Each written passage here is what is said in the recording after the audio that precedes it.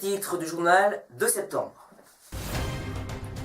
La fête la plus célèbre de Marche-en-Famenne et la plus sympathique de l'année, le marché 1900. Imagine Vision ouvre ses portes le dimanche 2 octobre. 5 personnes agressent 2 hommes au couteau à la fête de Wallonie.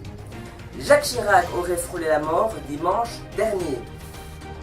Une famille belge est restée coincée en Thaïlande. Voici l'actualité sportive. Mignolet va-t-il perdre sa place de titulaire à Liverpool? Kompany se blesse à son retour de blessure, le diagnostic est tombé.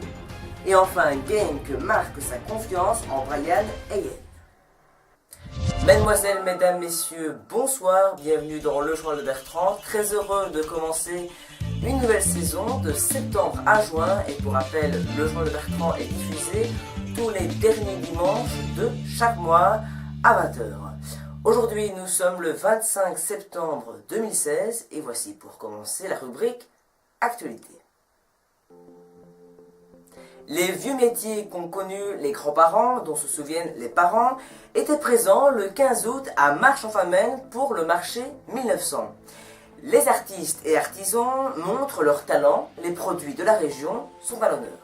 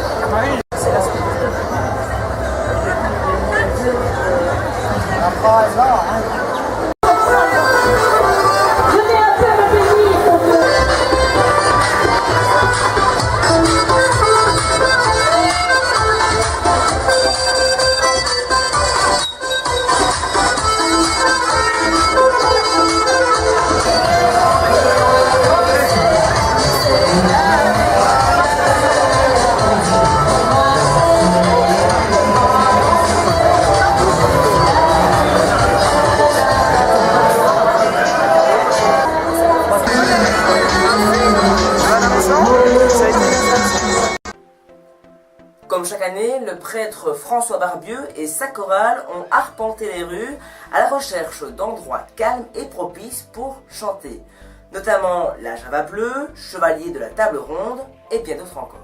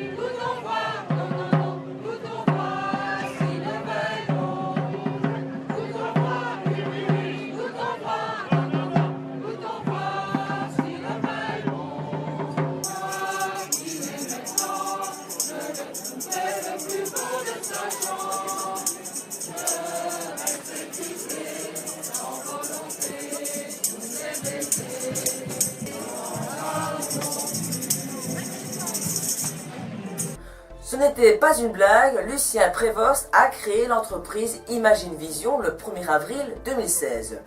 Une nouvelle entreprise dans le monde du drone, l'entreprise a une boutique en ligne de voitures télécommandées, de chars, hélicoptères, de drones, des appareils que vous pourrez découvrir ce dimanche 2 octobre lors de sa porte ouverte. De 10h à 17h, vous aurez la possibilité de voir des drones voler si le temps le permet, des constructeurs de drones, des écoles de drones, des gens passionnés et confirmés dans le secteur du drone. Possibilité de voler en double commande. Le journal de Bertrand sera de la partie pour un reportage, mais aussi en direct pour vous offrir un bon d'achat de 20 € et un drone. Le premier qui répond à la question recevra soit le bon de réduction ou le drone. L'heure du direct sera dévoilée jeudi en fin de journée. Et Lucien Prévost est en appel avec nous. Bonjour Lucien. Bonjour. Voilà, donc je rappelle, Lucien est le créateur de Imagine Vision. Alors tout d'abord, comment est venue l'idée de créer une telle entreprise? Alors ça fait déjà quand même quelques années que j'ai réfléchi à ça, au domaine vraiment plus du drone à la base. Et voilà, en fait, quand on a commencé à vraiment zioter et regarder comment est-ce qu'on aurait pu élaborer une société là-dedans, on a aussi vu et trouvé le bienfait de la vue de 360 degrés. Justement, pourquoi cette vue à 360 degrés? Alors, en fait, elle permet une autre vision des choses, en fait, qu'une simple photo. On permet, grâce à la vidéo 360 degrés ou la prise de vue, tout simplement, à voir le bien ou l'environnement dans lequel on a envie de voyager. Pour voir un peu plus les détails qu'en photo, on sait zoomer dedans beaucoup plus facilement. Donc c'est beaucoup plus interactif et on se sent libre. Donc on n'a pas cette vision où on voit une photo et en fait on aurait voulu voir le restant de la pièce. Ben là on sait vraiment voir tout de A à Z, du sol au plafond, vraiment complètement. C'est une mode qui devient, c'est une vue qui devient à la mode, hein? Alors oui. Maintenant en France, ils sont quand même très bien implantés dans la vue 360 degrés, hein, le drone aussi, mais bon, vue 360 degrés, ils y sont vraiment très très bien implantés. Ici en Belgique, on a un peu du mal actuellement avec ça, Oui. Mais ça commence tout doucement effectivement à prendre de l'ampleur. Alors est-ce que vous êtes seul à gérer l'entreprise? Alors oui, je suis seul à gérer l'entreprise. Donc ça demande beaucoup de boulot parce que voilà, il faut se faire connaître et c'est beaucoup de boulot. Et puis pas que ça, on fait quand même beaucoup de formations, des cours, etc. Donc ça prend beaucoup d'énergie. Vous ne pensez pas à recruter d'autres personnes plus tard? Oh bah ça, c'est comme toutes les grandes entreprises, quand on se lance, on ne sait pas trop où on va. Maintenant, c'est sûr que si ça prend beaucoup d'ampleur, pourquoi pas. Mais à l'heure actuelle, pour les 5 prochaines années, je ne crois pas, non. Alors, je l'ai dit juste avant, il n'existe pas de magasin physique, mais d'une boutique en ligne. Est-ce que vous comptez un jour créer un magasin? Alors justement, c'est la grande polémique. Vous n'êtes pas la première personne à me poser cette question et beaucoup de gens m'incitent à le faire. Donc effectivement, c'est une possibilité. On a déjà plusieurs pistes parce que voilà, on ne veut pas non plus que notre marchandise et autres augmentent de prix parce que qui dit magasin dit des charges supplémentaires. Donc voilà, on a quand même pas mal de pistes positives. Pourquoi pas peut-être l'année prochaine ou fin d'année prochaine peut-être créer un magasin physique. D'accord. Alors on va revenir justement à un sujet très très important, la porte ouverte. Comment va-t-elle se passer en gros? Alors la porte ouverte c'est dimanche 2 octobre, on espère qu'il fera beau comme aujourd'hui. Donc voilà, en fait dans cette journée vous aurez la possibilité de voir des drones voler. Mais pas seulement, donc il y aura des démonstrations de vol de drones, mais vous pourrez aussi vous-même prendre des drones en main et voler avec.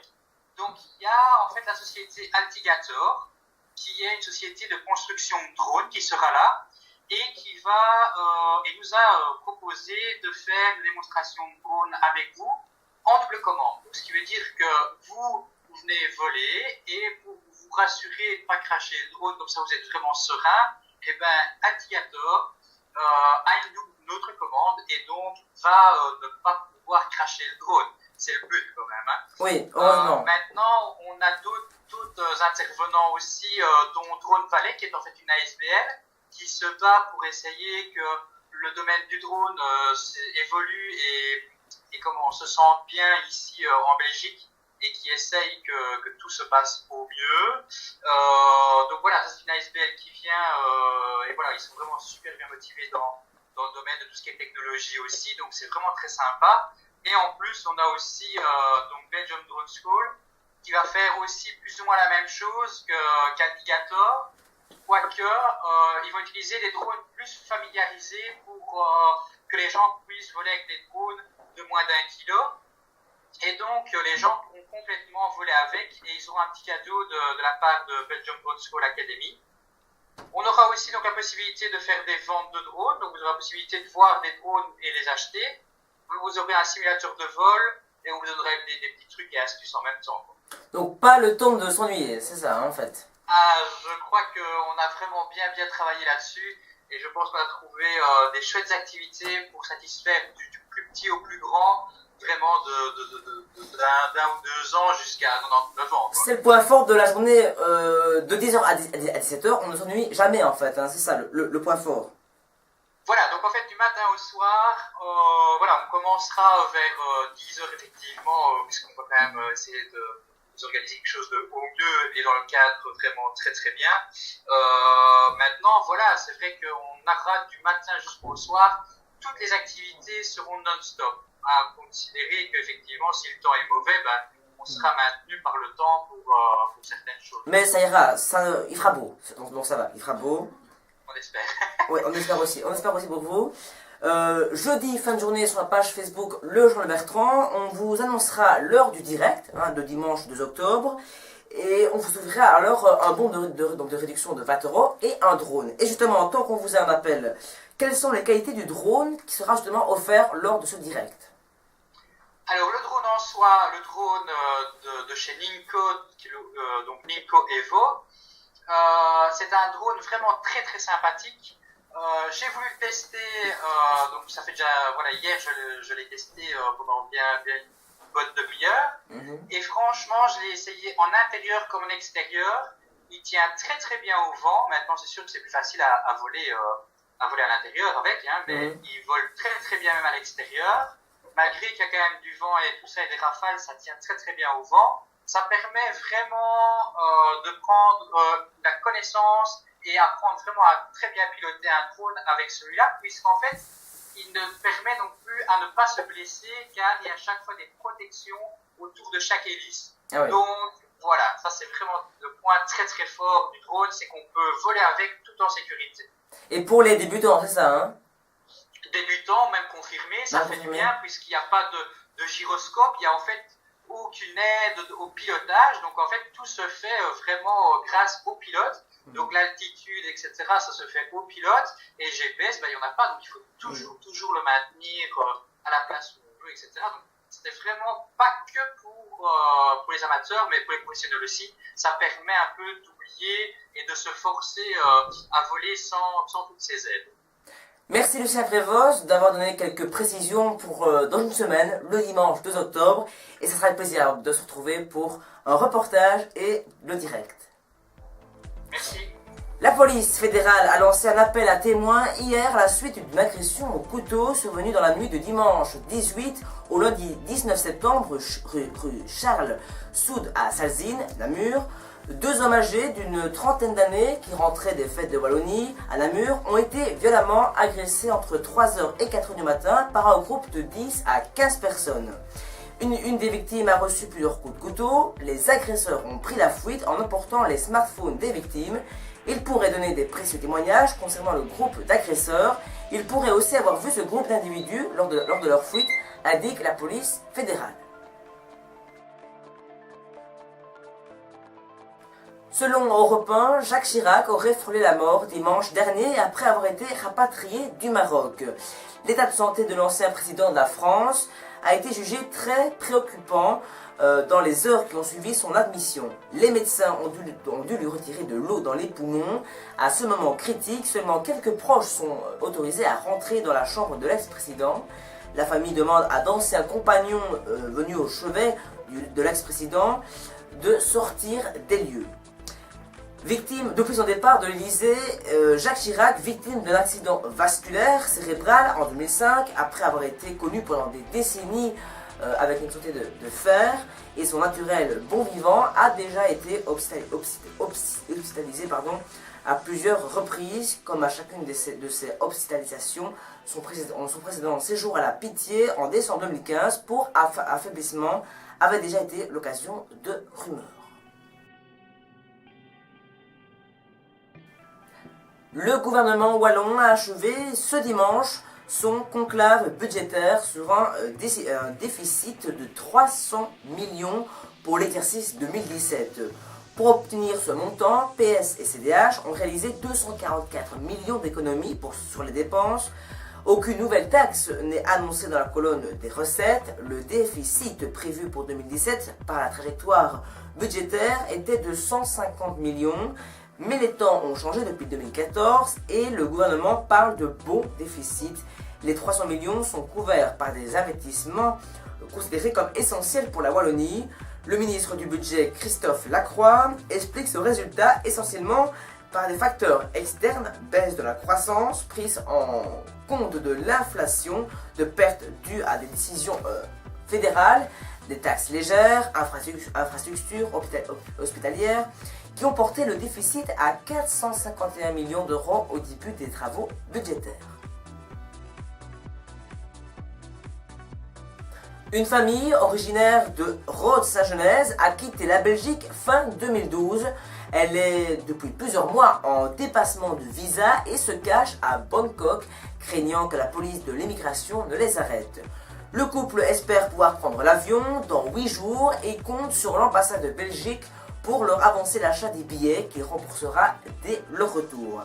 Les affaires étrangères indiquent cependant que ce n'est pas possible qu'en tout dernier recours, et seulement si la situation auprès des autorités locales est régularisée. Les autorités belges se refusent en revanche à intervenir financièrement pour des coûts et amendes liés à des dépassements de visa.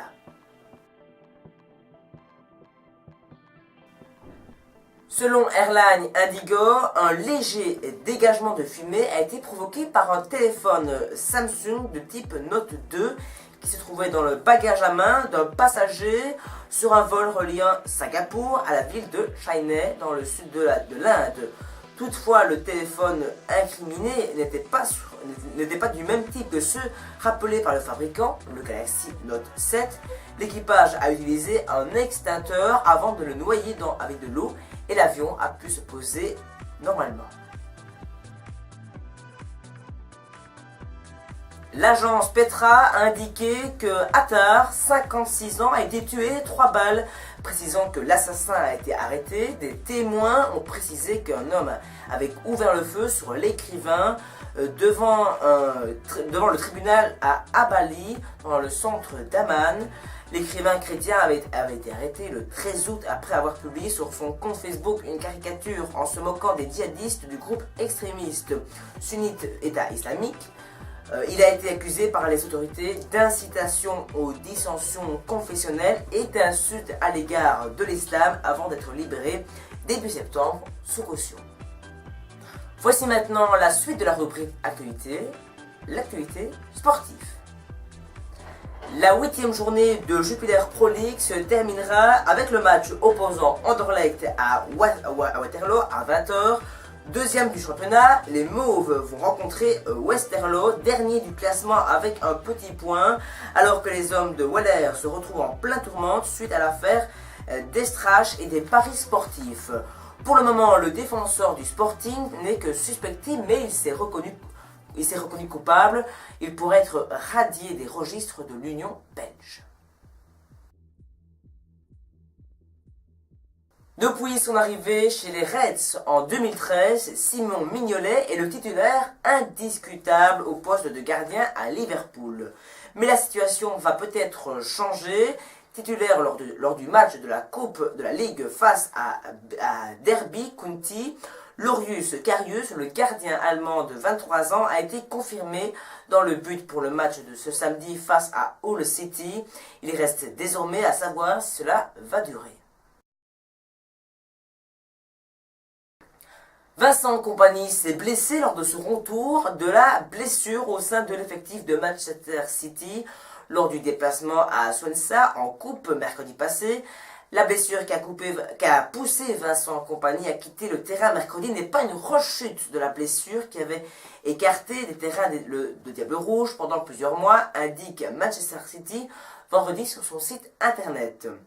Aucune date n'a encore été fixée pour le retour du Bruxellois. Vincent Kompany avait effectué son retour à la compétition après 4 mois mercredi lors du match de la 16e finale de la Coupe de Ligue remportée par 1-2 par Manchester City à Swansea. Le Diable Rouge avait réalisé un bon match, mais avait quitté la pelouse juste avant le coup de sifflet final. Il a pris directement la direction du tunnel, menant au vestiaire, laissant ses équipiers à 10 pour les derniers instants de la partie.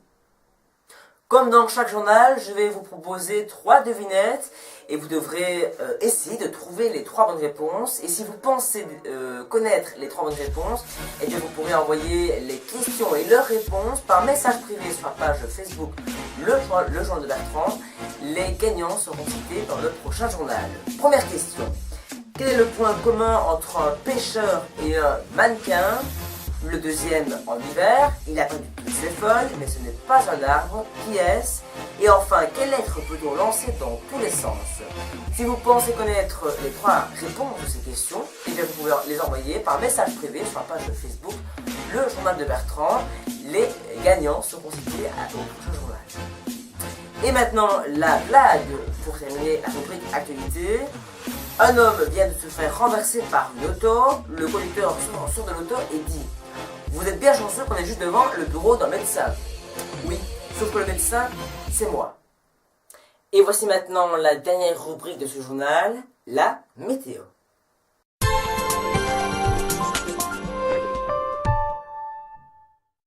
Et commençons cette météo par demain, le lundi 26 septembre. Ce sera une journée nuageuse avec des températures de 9 à 18 degrés. Pour mardi, eh bien, il fera soleil avec 13 à 20 degrés. Mercredi, on retourne à une journée nuageuse entre 13 et 21 degrés.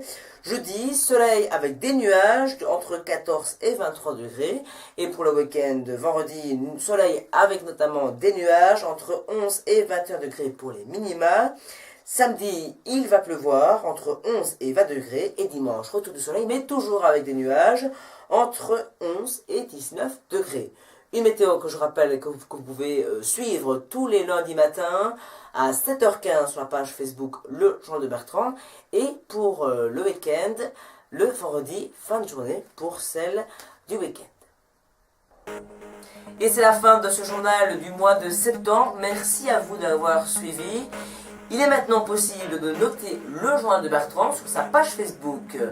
Et pour l'instant, le journal obtient une note de 4,5 sur 5.